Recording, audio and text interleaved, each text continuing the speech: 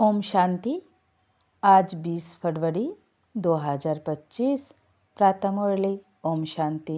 बाप दादा मधुबन।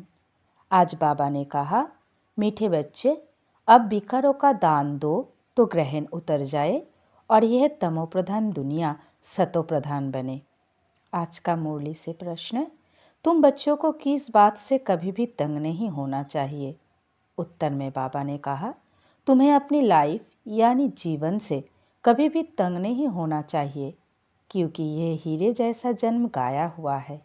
इनकी संभाल भी करनी है। तंदुरुस्त होंगे तो नॉलेज सुनते रहेंगे।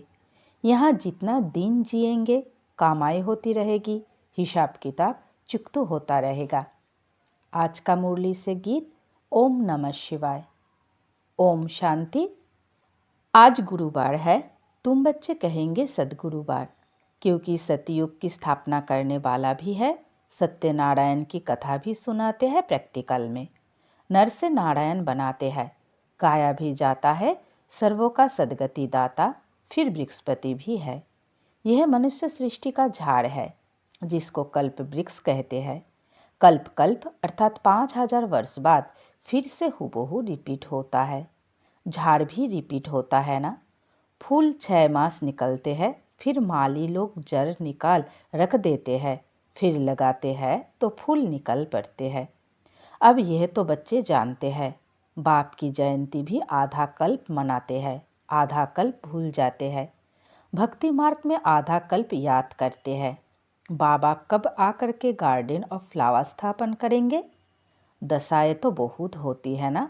बृहस्पति की दशा भी है, उतरती कला की भी दशाएं होती है। इस समय भारत पर राहु का ग्रहण बैठा हुआ है।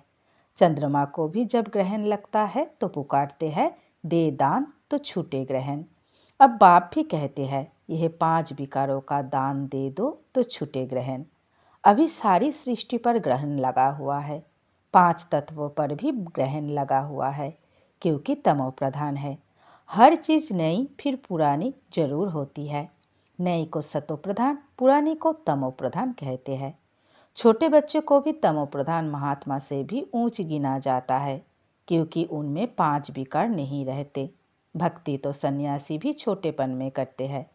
जैसे राम तीर्थ श्री कृष्ण का पुजारी था, फिर जब सन्यास लिया तो पूजा खलास। सृष्टि पर पवित्रता भी चाहिए ना। भारत पहले सबसे पवित्र था, फिर जब देवताएं वाम मार्ग में जाते हैं तो फिर 8 कोयक आदि में सब स्वर्ग की सामग्री, सोने के महल आदि खलास हो जाते हैं। फिर नए सिर बनने शुरू होते हैं। डिस्ट्रैक्शन जरूर होता है, उपद्रव होते हैं जब रावण राज्य शुरू होता है। इस समय सब पतित है। सतयुग में देवताएं राज्य करते हैं। असुरों और देवताओं की युद्ध दिखाई है, परंतु देवताएं तो होते ही है सतयुग में। वहाँ लड़ाई हो कैसे सकती। संगम पर तो देवताएं होते नहीं। तुम्हारा नाम ही है पांडव। पांडवों कौरवों की भी लड़ाई होती नहीं। यह सब है गपोड़े।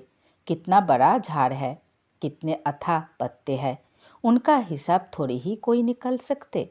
संगम पर तो देवताएं होते नहीं। बाप बैठ आत्माओं को समझाते हैं। आत्मा ही सुनकर कांध हिलाती है। हम आत्मा हैं, बाबा हमको पढ़ाते हैं, यह पक्का करना है। बाप हमें पतित से पावन बनाते हैं। आत्मा में ही अच्छे व बुरे संस्कार होते हैं ना। आत्मा ऑर्गन्स द्वारा कहती है हमको बाबा पढ़ाते हैं।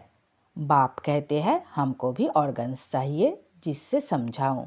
आत्मा को खुशी होती है। बाबा हर 5000 वर्ष बाद आते हैं तुमको सुनाने। तुम तो सामने बैठे हो ना। मधुबन की ही महिमा है। आत्माओं का बाप तो वह है ना, सब उनको बुलाते हैं। तुमको यहाँ सम्मुख बैठने में मज़ा आता है, परंतु यहाँ सब तो रह नहीं सकते। अपने कारोबार सर्विस आदि को भी देखना है। आत्माएं सागर के पास आती है, धारण कर फिर जाए औरों को सुनाना है। नहीं तो औरों का कल्याण कैसे करेंगे। योगी और ज्ञानी तो आत्मा को शौक रहता है हम जाकर औरों को भी समझाए। अब शिव जयंती मनाई जाती है ना। भगवानोवाच है। भगवानोवाच श्री कृष्ण के लिए नहीं कह सकते। वह तो है दैवी गुणों वाला मनुष्य। डेटिज्म कहा जाता है। अब बच्चे ये तो समझ गए हैं कि अभी देवी देवता धर्म नहीं है, स्थापना हो रही है।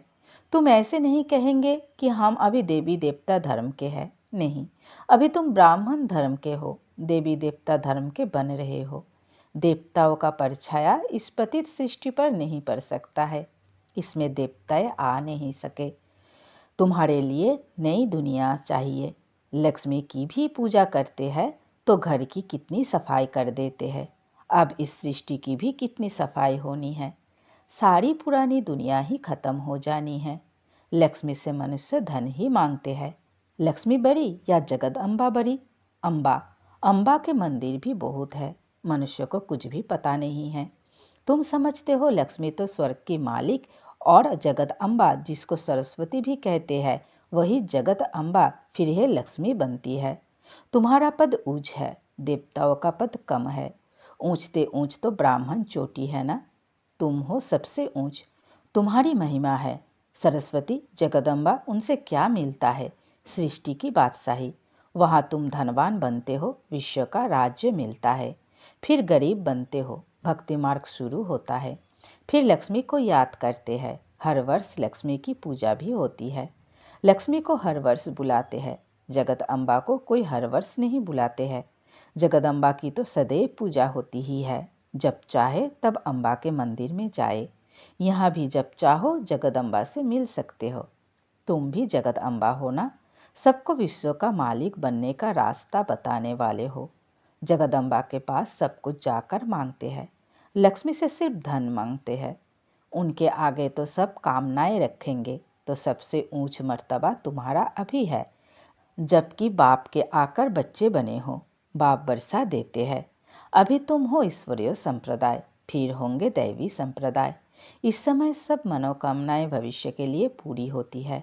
कामना तो मनुष्य को रहती है ना, तुम्हारी सब कामनाएं पूरी होती है। यह तो है आसुरी दुनिया। बच्चे देखो कितने पैदा करते हैं। तुम बच्चों को तो साक्षात्कार कराया जाता है। सतयुग में कैसे श्री कृष्ण का जन्म होता है, वहाँ तो सब कायदेशीर होता है, दुख का नाम नहीं रहता।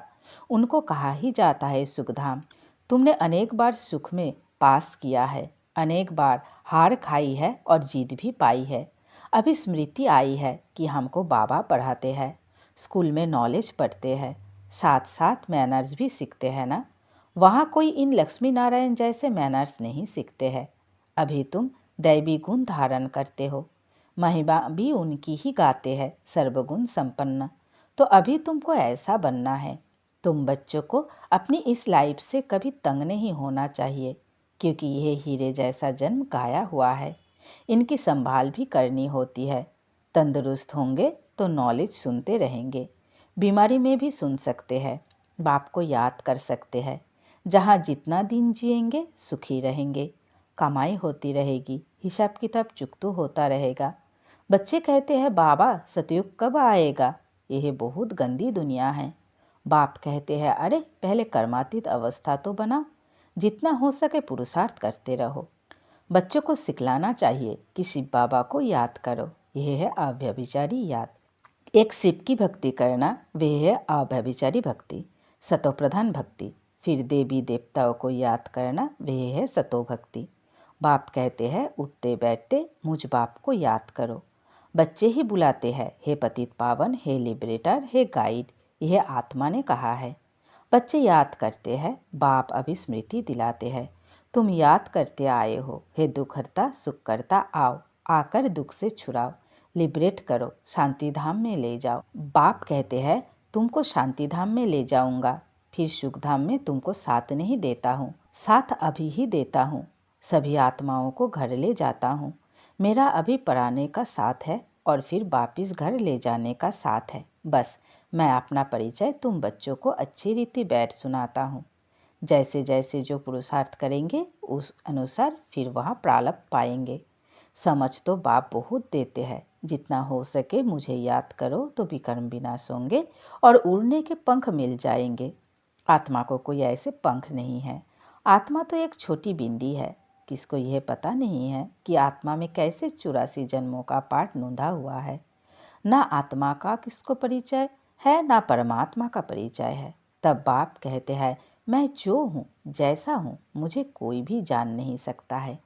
मेरे द्वारा ही मुझे और मेरी रचना को जान सकते हैं। मैं ही आकर तुम बच्चों को अपना परिचय देता हूँ। आत्मा क्या है वह भी समझाता हूँ। इनको सोल रियलाइजेशन कहा जाता है। आत्मा भ्रुकुटी के बीच में रहती है। कहते भी है भ्रुकुटी के बीच चमकता है अजब सितारा, परंतु आत्मा क्या चीज़ है यह बिल्कुल कोई नहीं जानते हैं। जब कोई कहते हैं कि आत्मा का साक्षात्कार हो तो उन्हें समझाओ कि तुम तो कहते हो भ्रुकुटी के बीच स्टार है, स्टार को क्या देखेंगे। टीका भी स्टार का ही देते हैं, चंद्रमा भी स्टार दिखाते हैं, वास्तव में आत्मा है स्टार। अभी बाप ने समझाया है, तुम ज्ञान स्टार्स हो, बाकी वह सूर्य, चांद, सितारे तो मंडपे को रोशनी देने वाला है। वह कोई देवताएं नहीं है। भक्ति मार्ग में सूर्य को भी पानी देते हैं। भक्ति मार्ग में यह बाबा भी सब करते थे। सूर्य देवताय नमः, चंद्र देवताय नमः कहकर पानी देते थे। यह सब है भक्ति मार्ग। इसने तो बहुत भक्ति की हुई है। नंबर 1 पूज्य तो फिर नंबर 1 पुजारी बने हैं। नंबर तो गिनेंगे ना, रुद्रमाला के भी नंबर तो है ना। भक्ति भी सबसे जास्ती इसने की है। अब बाप कहते हैं छोटे बड़े सबकी वानप्रस्थ अवस्था है। अभी मैं सबको ले जाऊंगा, फिर यहाँ आएंगे ही नहीं। बाकी शास्त्रों में जो दिखाते हैं, प्रलय हुई, जलमय हो गई, फिर पिप्पल के पत्ते पर श्री कृष्ण आया।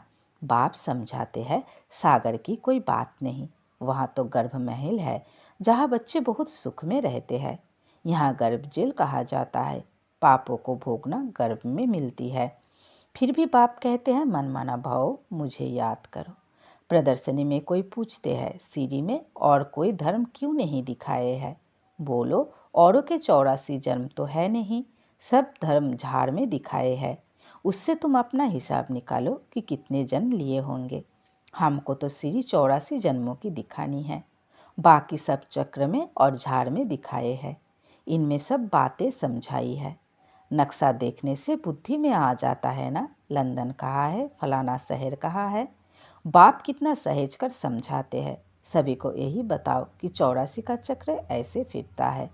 अभी तमो प्रधान से सतो प्रधान बनना है तो बेहद के बाप को याद करो तो तुम पावन बन जाएंगे और फिर पावन बन पावन दुनिया में चले जाएंगे। कोई तकलीफ की बात नहीं है। जितना समय मिले बाप को याद करो तो पक्की टेप पड़ जाएगी। बाप की याद में तुम दिल्ली तक पैदल जाओ तो भी थकावट नहीं होगी। सच्ची याद होगी तो देह का भान टूट जाएगा, फिर थकावट हो नहीं सकती। पिछाड़ी में आने वाले और ही याद में तीखे जाएंगे। अच्छा, मीठे मीठे से खिलधे बच्चों प्रति माता पिता बाप दादा का याद प्यार और गुड मॉर्निंग। रूहानी बाप की रूहानी बच्चों को नमस्ते। हम सब रूहानी बच्चों की रूहानी माता पिता बाप दादा को याद प्यार, गुड मॉर्निंग और नमस्ते नमस्ते नमस्ते। शुक्रिया मीठे प्यारे बाबा, कोटि कोटि शुक्रिया। धारणा के लिए मुख्य सार। पहली पॉइंट, एक बाप की अव्यभिचारी याद में रहे देह भान को खत्म करना है। अपनी कर्मातीत अवस्था बनाने का पुरुषार्थ करना है। इस शरीर में रहते अविनाशी कमाई जमा करनी है। दूसरी पॉइंट, ज्ञानी तो आत्मा बन औरों की सर्विस करनी है। बाप से जो सुना है उसे धारण कर दूसरों को सुनाना है। 5 विकारों का दान दे राहु के ग्रहण से मुक्त होना है। आज का वरदान, बाबा हमें वरदान दे रहे हैं, एक मत और एक रस अवस्था द्वारा धरनी को फलदायक बनाने वाले हिम्मतवान भवो। एक मत और एक रस अवस्था द्वारा धरनी को फलदायक बनाने वाले हिम्मतवान भवो। विस्तार में बाबा ने कहा, जब आप बच्चे हिम्मतवान बनकर संगठन में एक मत और एक रस अवस्था में रहते व एक ही कार्य में लग जाते हो तो स्वयं भी सदा प्रफुल्लित रहते और धरनी को भी फलदायक बनाते हो। जैसे आजकल साइंस द्वारा अभी अभी बीज डाला, अभी अभी फल मिला, ऐसे ही साइलेंस के बल से सहज और तीव्र गति से प्रत्यक्षता देखेंगे। जब स्वयं निर्विघ्न एक बाप की लगन में मगन, एक मत और एक रस रहेंगे तो अन्य आत्माएं भी सतो सहयोगी बनेंगी और धरनी फलदायक हो जाएगी। आज का स्लोगन, जो अभिमान को शान समझ लेते वे निर्माण नहीं रह सकते। जो अभिमान को शान समझ लेते वे निर्माण नहीं रह सकते। आज का अव्यक्त इशारे एकांत प्रिय बनो, एकता और एकाग्रता को अपनाओ। एकांतवासी और रमणीकता दोनों शब्दों में बहुत अंतर है, लेकिन संपूर्णता में दोनों की समानता रहे। जितना ही एकांतवासी उतना ही फिर साथ साथ रमणीकता भी हो। एकांत में रमणीकता गायब नहीं होनी चाहिए, दोनों समान और साथ साथ रहे। अभी अभी एकांतवासी, अभी अभी रमणीक। जितनी गंभीरता उतना ही मिलनसार भी हो। मिलनसार अर्थात सर्व के संस्कार और स्वभाव से मिलने वाला। अच्छा, ओम शांति।